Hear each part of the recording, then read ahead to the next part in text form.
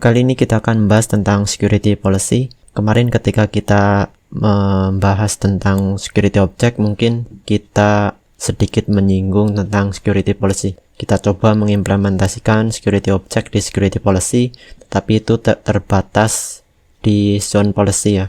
Sementara di Junos atau Juniper SRX itu sendiri ada 3 jenis policy, yaitu zone policy, kemudian global policy, dan default policy. Nanti kita akan lihat satu persatu. Sebelumnya ini adalah alur pemrosesan paket. Bagaimana security policy ini menangani paket. Jadi ketika paket itu masuk, dia akan dicocokkan dengan zone policy terlebih dahulu.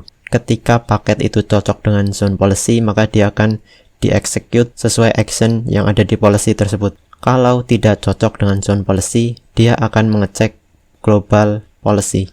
Kalau tidak cocok dengan global policy, dia akan mengexecute default policy-nya. Kita lihat sejenak perbedaannya antara ketiga policy tersebut. Zone policy, dia adalah policy yang referensinya itu bukan hanya sekedar source and destination address, tetapi dia juga berdasarkan source and destination security zone. Jadi dia itu berdasarkan zone. Sedangkan global policy, dia tidak memperhatikan zone tersebut. Dia hanya peduli dengan source and destination address dan juga jenis application-nya. Kalau default policy itu adalah policy yang dijadikan sebagai default action-nya ketika suatu traffic tidak cocok dengan zone policy maupun global policy. Ketika tidak cocok dengan dua policy tersebut, maka dia akan mengexecute sesuai apa yang di default policy ini. Nah, default policy ini secara defaultnya dia akan secara silent mendiscard semua traffic, atau istilahnya drop ya. Jadi traffic itu akan dibuang tanpa ada balasan atau respon sama sekali. Untuk default policy kita bisa mengaturnya di security services, security policy, rules. Kita pilih yang global option. Nah, di sini default policy action-nya kita bisa milih permit all atau deny all. Atau kalau mau lewat command line, kita juga bisa menggunakan set security policy default policy. Nah, di sini sama seperti tadi, deny all atau permit all. Kita biarkan saja default yaitu deny all. Nah, kemudian itu global policy. Kita bisa lihat di sini. Kita bisa tambah rules baru. Nah, di bawah ini itu ada checklist global policy.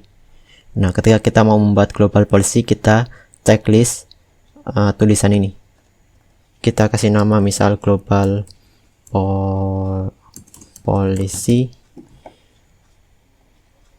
Kita pindah ke tab source. Nah, di tab source ini zone-nya itu di disable.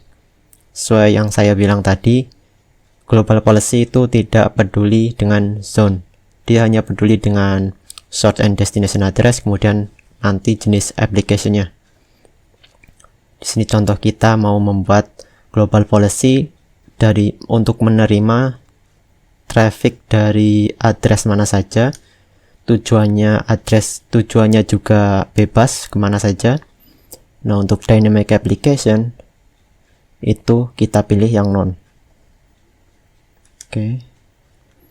Untuk service-nya, misal kita mau mengizinkan traffic web di port 80. URL kategori juga kita isi non. Sambil membuat global policy, saya coba menjelaskan tentang match kriteria untuk security policy. Itu ada 4 ya. Yang pertama itu security and destination address. Teman-teman pasti sudah tahu. Itu adalah IP pengirim dan IP tujuan. Kemudian ada application. Application kalau di Gweb ini dia namanya itu services ini. Ini application. Application ini dia adalah inspeksi layer 3. Jadi dia akan menginspek paket untuk menentukan jenis aplikasinya berdasarkan protokol dan port number. Kemudian yang ketiga itu dynamic application. Dia untuk menginspeksi atau melihat jenis aplikasinya, cuma di sini dia memakai informasi dari layer 4 sampai layer 7. Biasanya itu informasinya berupa app ID. Kita tidak akan bahasnya di sini, mungkin di lain waktu. Ini yang dynamic application yang ini ya, makanya kita set none. Dan untuk yang terakhir itu URL kategori. Ini adalah untuk memfilter URL, biasanya untuk web filtering. Kita pakai di URL kategori. Oke, jadi itu ya. Kita pakainya addresses yaitu source and destination, kemudian jenis aplikasinya berdasarkan protokol dan port number atau services ini. Oke, kita lanjut. Ini ya destination-nya. Advanced security. Nah, di advanced security itu rule-nya itu ada 3: permit, deny, dan reject. Permit itu traffic akan diizinkan, sementara deny traffic akan dibuang atau ditolak tanpa pemberitahuan kepada pengirim. Satu lagi reject traffic itu akan ditolak, tetapi akan dikirimkan sebuah informasi balasan kepada si pengirim bahwa traffic itu ditolak. Biasanya itu berupa paket ICMP untuk reject ini. Ketika kita memilih rule action-nya itu permit, di bawah ini akan aktif beberapa policy next generation firewall ya. Jadi ini adalah implementasi firewall yang terbaru. Ada IPS, ada UTM, ada SSL proxy, dan sebagainya. Kita bisa lihat di sini. Mungkin kita juga belum membahasnya sekarang. Dan terakhir itu di rule option-nya.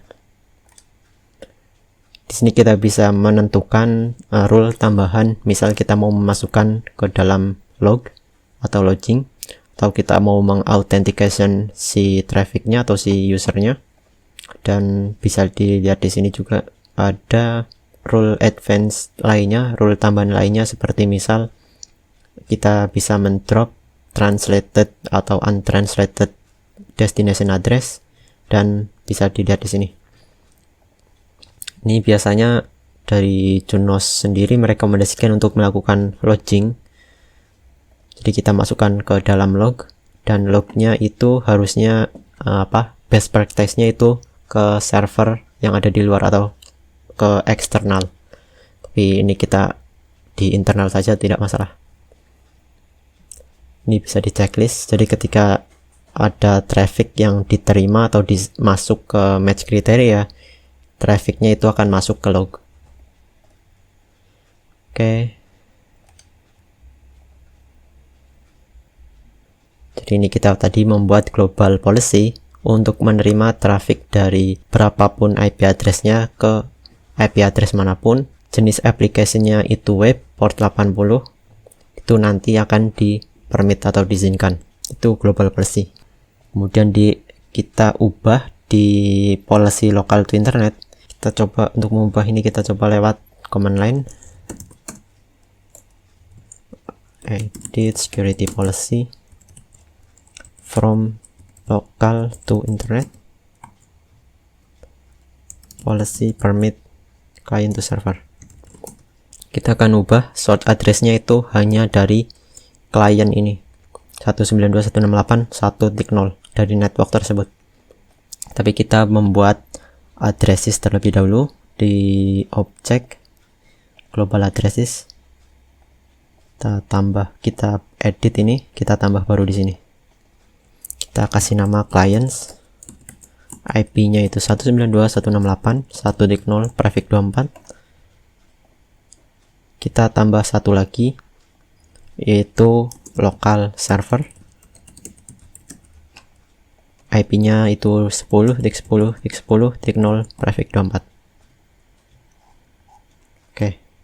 Ini saya menambahkan dua addresses baru, clients dan local servers. Oke, kita kembali ke sini. Kita hapus dulu match source address ini. Kemudian kita tambahkan match source address clients. Jadi seperti ini ya. kita akan menerima traffic yang berasal dari klien menuju ke all server. All server ini artinya server yang ada di internet ya. Aplikasinya itu berupa local service. Local service itu web dan MySQL. Kita commit.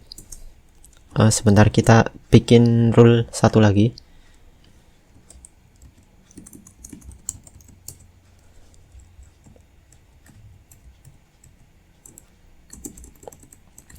Kita akan mengizinkan traffic dari local server to internet. Jadi ini kan hanya mengizinkan klien ke server. Kita akan buat rule lagi dari lokal ke internet, cuma policy-nya itu permit local server to internet. Kalau tadi kan local client. Kita set match kriterianya, source address, ini local server, kemudian set match application-nya MySQL. Jadi yang diizinkan nanti cuma MySQL, yaitu port 3306. Dari server lokal ke internet itu yang diizinkan cuma ini, MySQL. Kemudian set destination address-nya, match destination address itu all server. Kemudian set action-nya itu permit. Kalau gitu coba kita commit dulu. Kemudian kita refresh di sini. Nah, di sini sudah ada dua rules. Jadi di lokal, dari zone lokal ke zone internet itu sekarang udah ada dua rule, yaitu permit client to server dan permit local server to internet. Yang dari client dia mengizinkan aplikasi web dan MySQL, sementara dari local server ke server internet itu hanya MySQL. Jadi kita sekarang punya dua zone policy, yaitu local to local, local to internet, dan satu global policy. Satu global policy ini dia mengizinkan traffic web dari mana saja ke mana saja. Sementara local to local dia mengizinkan traffic dari sesama local zone. Kemudian local to internet itu mengizinkan traffic dari client ke server internet dan dari local server ke server internet. Kita coba commit sudah. Sekarang kita coba uji dari local server dulu. Dari local server dia harusnya bisa melakukan akses ke 888 melalui port 80. Ya, connected ya di sini. Kenapa? Karena dia masuknya ke global policy. Di sini dia akan mengizinkan web ya. Meskipun di permit local server to internet, di sini yang diizinkan cuma MySQL, tetapi kita di sini juga mendefinisikan global policy yang mengizinkan web. Makanya ketika kita coba mengakses port 80 dari server lokal, ini masih connected. Berbeda kalau misal kita akses port 22, di sini tidak connected ya. Demikian pula kalau kita mengakses MySQL, itu harusnya connected juga. Connection refuse. Ini kenapa ini?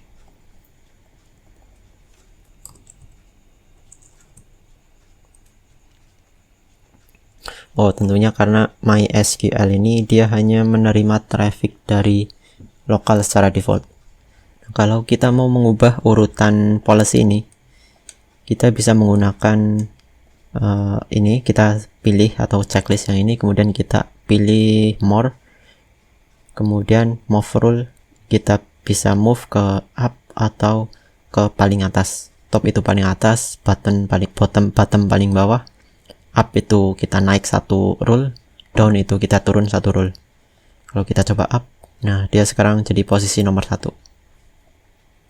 Jadi urutan rule ini juga perlu diperhatikan. Kalau nanti teman-teman punya rule yang banyak, itu sangat penting untuk memperhatikan urutan rule ini. karena rule itu akan dieksekusi dari yang paling atas ke yang paling bawah. Jadi ketika dia sudah cocok di rule nomor 1, dia tidak akan lanjut ke rule nomor 2. Oke, tadi kita menambahkan log ya di sini. Untuk mengeceknya kita bisa ke tab monitor, security services, kemudian policy, activities. Tadi yang kita kasih log itu yang global.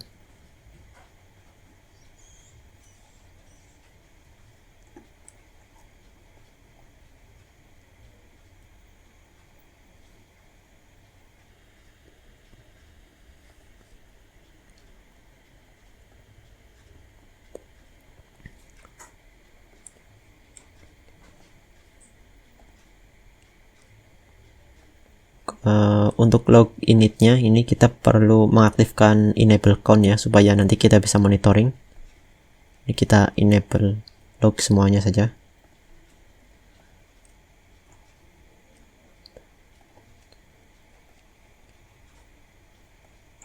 Kita enable log init, kemudian enable count. Demikian pula yang di global.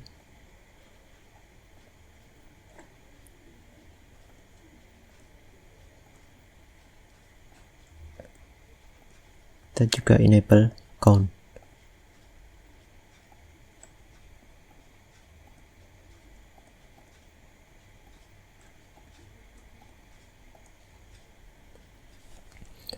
Kita coba tes lagi dari local server.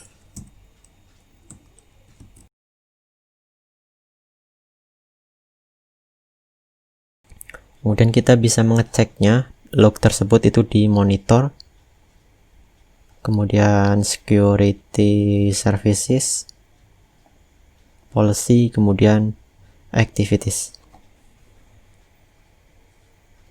Tadi yang kita aktifkan itu yang global. Nah, di sini kita bisa lihat counternya, berapa jumlah byte yang masuk, berapa jumlah byte yang keluar, itu ada di sini. Jumlah paketnya juga ada di sini. Kemudian sessionnya itu juga ada di sini. Teman-teman bisa monitoring lewat sini. Oke, jadi itu ya. Jadi ketika teman-teman mau mengaktifkan monitoring ini, tadi di security policy-nya, security services, security policy, di bagian role option itu kita checklist yang ini, log add session, bisa di saat init time-nya ataupun di saat close time-nya itu pilih salah satu ataupun keduanya juga nggak masalah, tapi biasanya itu init time-nya itu yang di checklist. Kemudian di enable count-nya itu juga di checklist. Kalau kita mau mengaktifkan monitoring atau logging ya. Oke, itu dia mungkin security policy. Berikutnya kita coba masuk ke materi NAT atau Network Address Translation.